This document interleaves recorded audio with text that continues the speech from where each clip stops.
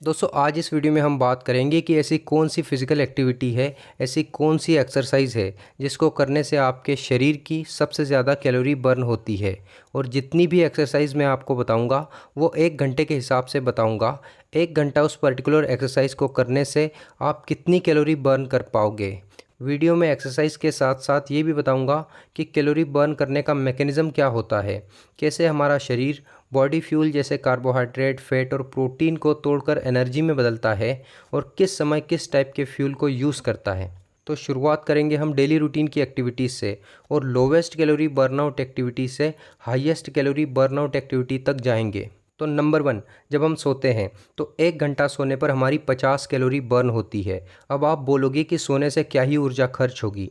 तो देखिए दोस्तों, जब हम सोते हैं तो सोते समय हमारे सभी वाइटल ऑर्गन्स काम करते ही हैं, जैसे heart, kidney, liver, pancreas, blood circulate होते रहता है। तो इन सभी एक्टिविटीज़ को करने के लिए, वाइटल ऑर्गन्स को चलाने के लिए कैलोरी की आवश्यकता होती है। हमारे शरीर को चलाने के लिए कैलोरी का एक्सपेंडिचर बेसल मेटाबॉलिक रेट कहा जाता है। इसके अलावा जब हम बैठे होते हैं तो 1 घंटा बैठने में 65 कैलोरी बर्न होती है। अगर आप बैठे बैठे च्युइंगम खाते हैं तो 10 कैलोरी और एक्स्ट्रा ऐड कर दो, यानी आप 75 कैलोरी बर्न करोगे। नंबर 2, जब आप खड़े होते हैं तो 1 घंटा खड़े होने में 110 कैलोरी बर्न होती है। इसके अलावा सेक्स, वैसे सेक्स कोई एक्सरसाइज नहीं है लेकिन हो सकती है, जिसमें 200 कैलोरी पर आवर के हिसाब से बर्न होती है। बट मोस्टली लोग 1 आवर तक सेक्स नहीं कर पाते हैं, 10 से 15 मिनट ही परफॉर्म कर पाते हैं। नेक्स्ट है प्लैंक, 250 कैलोरी बर्न होती है 1 घंटा प्लैंक करने पर। बट अगेन प्लैंक भी कोई 1 घंटा नहीं कर पाता है। नेक्स्ट है वॉकिंग, जिसमें 250 कैलोरी पर आवर के हिसाब से बर्न होती है। इसके अलावा जब आप 1 आवर हाउस क्लीनिंग करते हैं, यानी घर की साफ़ सफाई करते हैं, तो 250 कैलोरी 1 घंटे में खर्च होती है। जब आप गार्डनिंग करते हैं तो 270 कैलोरी पर आवर के हिसाब से बर्न होती है। योगा करने पर 280 कैलोरी पर आवर के हिसाब से खर्च होती है। ब्रिस्क वॉकिंग यानी तेज चलना कुछ इस तरह से 350 कैलोरी पर आवर के हिसाब से खर्च होती है। एलिप्टिकल ट्रेनिंग, इस तरह की एक्सरसाइज 400 कैलोरी पर आवर के हिसाब से बर्न होती है। High end yoga 400 calorie per hour के हिसाब से बर्न होती है। इसके अलावा basketball, roller blading, roller skating, bicycling, weight lifting, ये सभी एक्सरसाइज 1 घंटा करने पर 400 कैलोरी बर्न होती है। Aerobic running 420 calorie per hour के हिसाब से बर्न होती है। वॉलीबॉल 450 कैलोरी पर आवर के हिसाब से बर्न होती है। हाइकिंग 450 कैलोरी पर आवर के हिसाब से बर्न होती है। टेनिस और बैडमिंटन 450 कैलोरी पर आवर के हिसाब से बर्न होती है।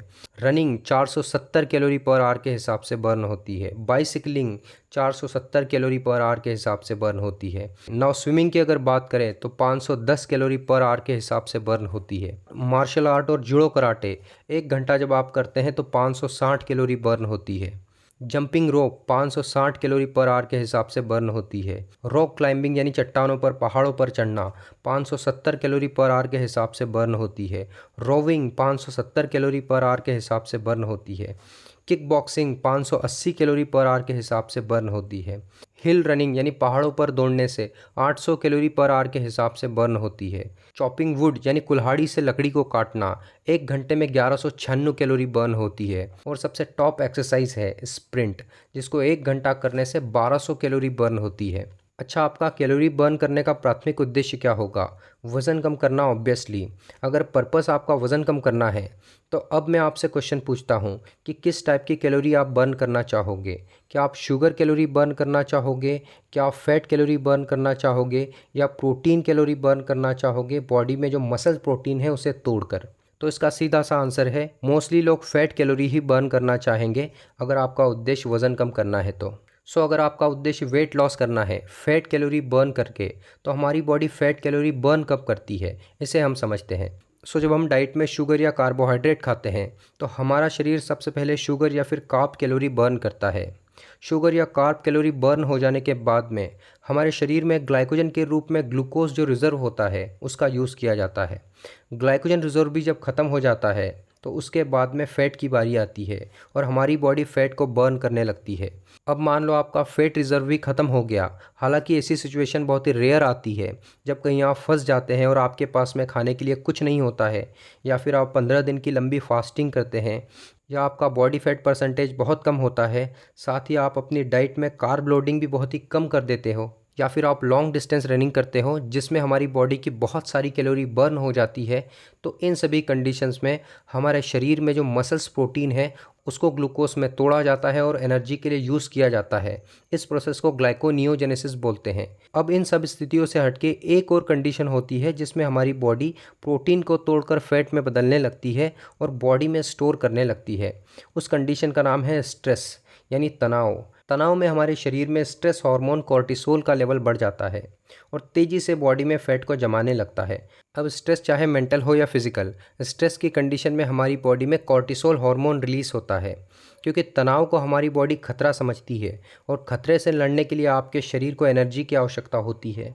इसलिए हमारी बॉडी प्रोटीन को तोड़ के फैट में बदलने लगती है और बॉडी में जमाने लगती है ताकि खतरे के समय फैट एनर्जी को यूज़ किया जा सके, क्योंकि खतरे के समय मसल्स को तोड़कर प्रोटीन से एनर्जी लेने के बजाय फैट से एनर्जी लेना आसान और क्विक होता है। इसको समझने के लिए आप कुशिंग सिंड्रोम के उदाहरण से समझ सकते हैं। कुशिंग सिंड्रोम वाले व्यक्ति की बॉडी में कॉर्टिसोल का लेवल बहुत हाई रहता है, तो आपके मसल्स ब्रेकडाउन होने लगते हैं और फैट में बदलने लगते हैं। बॉडी के एनर्जी कंजप्शन के सीक्वेंस को आप एक उदाहरण से समझ सकते हैं। जैसे सबसे पहले आप रोज़मर्रा के खर्चे के लिए अपने जेब के पैसे को खर्च करते हैं। जब आपके जेब के पैसे भी खर्च हो जाते हैं तब आप आपके बैंक में जमा रिज़र्व पैसे को खर्च करते हैं।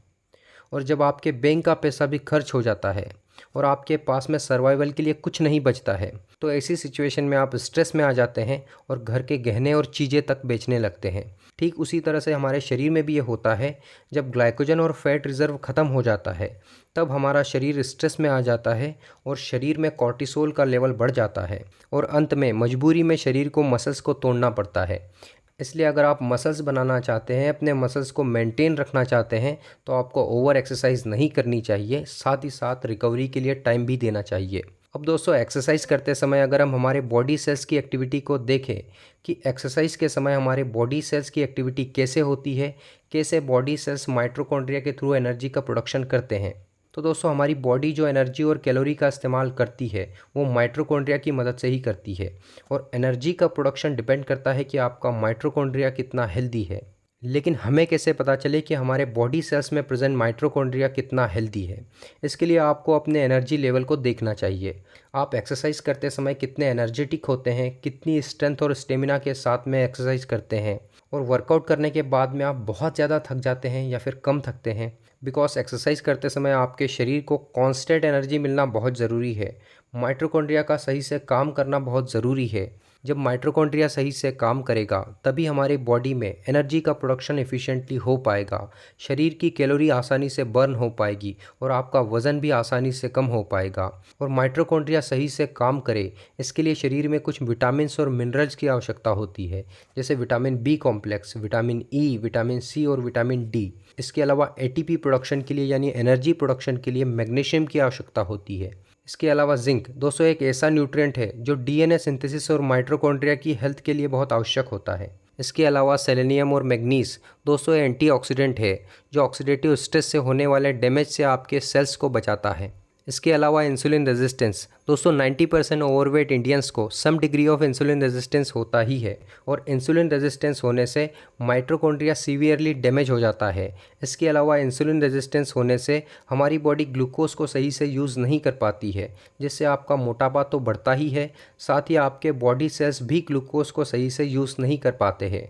ऐसे में जब आप एक्सरसाइज करते हैं तो आप बहुत जल्दी थक जाते हैं, जल्दी ही लो एनर्जी फील करने लगते हैं, आपका काम करने में मन नहीं लगता है, जिससे अगेन आपका मोटापा बढ़ते जाता है। और इंसुलिन रेजिस्टेंस का मुख्य कारण होता है हमारी ख़राब डाइट, जिसमें अत्यधिक मात्रा में शुगर, कार्बोहाइड्रेट और स्टार्ची मटेरियल का ज़्यादा उपयोग किया गया हो। तो आपको इस तरह के फूड को खाना बंद कर देना है। अब जब आप शुगर और स्टार्ची फूड खाना बंद कर दोगे तो आपको दो फायदे होंगे। पहला, इंसुलिन रेजिस्टेंस ठीक होगा जिससे आपका मोटापा कम होगा, साथ ही आपके सेल्स भी ग्लूकोज को एफिशिएंटली यूज़ कर पाएंगे। आप एक्सरसाइज को भी लंबे समय तक कर पाओगे, जिससे अगेन कैलोरी एक्सपेंडिचर बढ़ेगा और कैलोरी बर्न होगी तो वेट लॉस भी होगा। दूसरा, जब आप शुगर, कार्बोहाइड्रेट और स्टार्ची खाना बंद कर देते हैं तो आपका वेट लॉस तेज़ी से होने लगता है, और वो इसलिए होता है क्योंकि जब हम शुगर खाते हैं तो बॉडी सबसे पहले शुगर और ग्लाइकोजन स्टोरेज को यूज़ करती है, तभी फैट को यूज़ करती है। तो जब आप शुगर और स्टार्ची फूड बंद ही कर दोगे तो बॉडी नॉर्मली भी और एक्सरसाइज के दौरान भी स्टोर फैट को यूज़ करने लगेगी। इसके अलावा जब आप एक्सरसाइज सही से करोगे तो शरीर में ग्रोथ हार्मोन भी रिलीज़ होगा, और ग्रोथ हार्मोन एक नंबर 1 फैट बर्निंग हार्मोन है। यह आपके मसल बिल्डिंग में भी मदद करता है। इसके अलावा एक्सरसाइज करने वाले लोग एक और मिस्टेक करते हैं कि वो एक्सरसाइज को तो जम के करते हैं, खूब पसीना बहाते हैं, लेकिन साथ ही शुगर और कार्बोहाइड्रेट का यूज़ भी ज़्यादा करने लगते हैं। कई लोग तो एनर्जी ड्रिंक भी पीते हैं, जिससे बॉडी एनर्जी के लिए शुगर का यूज़ करती है, फैट बर्न नहीं हो पाता है। इसलिए जब हम वेट लॉस करने की बात करते हैं तो वेट लॉस में 85% कंट्रीब्यूशन डाइट का होता है और 15% कंट्रीब्यूशन एक्सरसाइज का होता है। तो एक्सरसाइज के साथ साथ में आपका फोकस अपनी सही डाइट पर भी होना चाहिए, तभी आप वेट लॉस करने के लिए एक्सरसाइज के सही बेनिफिट्स को उठा पाओगे। इसके साथ ही दोस्तों आप फास्टिंग भी कर सकते हैं। साथ ही आपको फ्रीक्वेंट ईटिंग भी बंद कर देना है, जिससे तेज़ी से आपका फैट बर्न होने लगता है। दोस्तों आज के इस वीडियो में इतना ही। अगर आपको वीडियो अच्छा लगा हो तो please like, share, comment, subscribe ज़रूर करें।